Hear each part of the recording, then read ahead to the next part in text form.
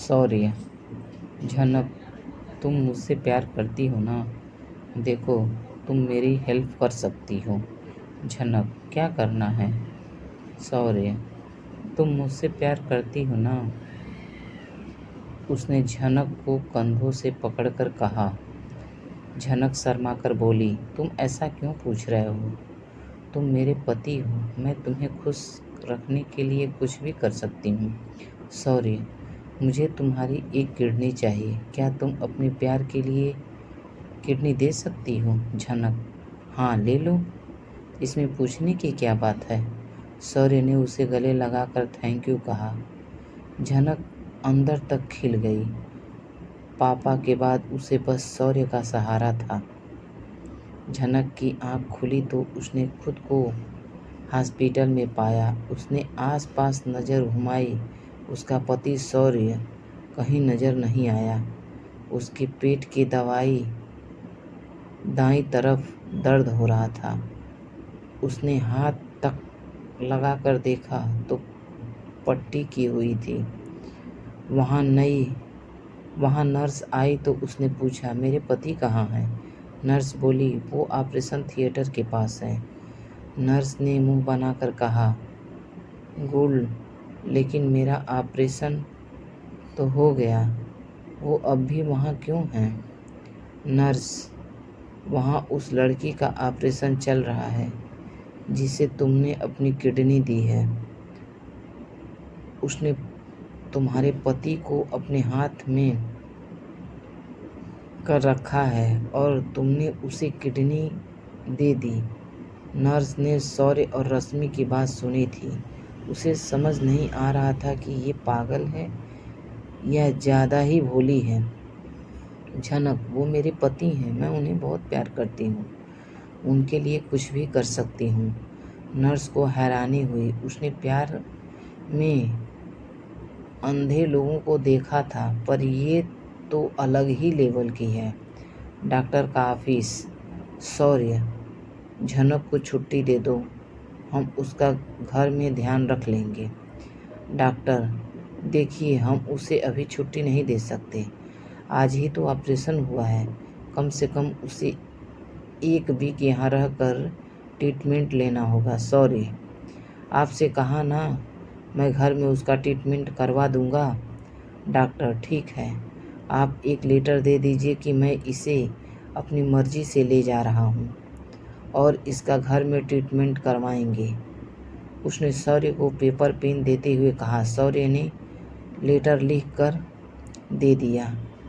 उसने छुट्टी करवा कर झनक को एम्बुलेंस से घर भेज दिया। नौकर उसे उसके कमरे में ले जाने लगे तो शौर्य का सेक्रेटरी विजय बोला, इसे वहाँ बाहर ले जाओ, सर्वेंट क्वार्टर में। झनक, नहीं, मैं अंदर अपने कमरे में जाऊंगी। विजय, सर ने कहा है कि आपको वहाँ रखना है, ऊपर चढ़ना मुश्किल होगा। झनक, ओ हाँ ठीक है, मैं शौर्य की बात मानूंगी, चलो ले चलो जहाँ ले जाना है। उसके दर्द हो रहा था, वो फिर भी खुश हो रही थी कि शौर्य उसकी इतनी फिक्र करता है। जिस कमरे में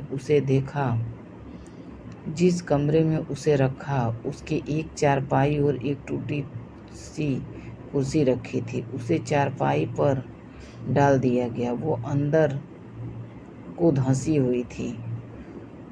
उसे और भी तकलीफ हुई। उसका दर्द से बुरा हाल था। उसका जख्म से खून रिसने लगा था। उसके कपड़े भी खराब हो गए थे। उसके पास बदलने के लिए कोई कपड़े भी नहीं थे। एक बूढ़ी नौकरानी उसे खाना देने आती थी। उसने उसे ही कहा, आंटी, शौर्य को बुला दो, मुझे बहुत दर्द हो रहा है, कोई दवा ही दे दे आकर, प्लीज। उसने हाथ जोड़ते हुए कहा। 2 दिन बाद शौर्य आया। झनक उसे देखकर ही खिल उठी, मानो एकदम ठीक हो गई हो।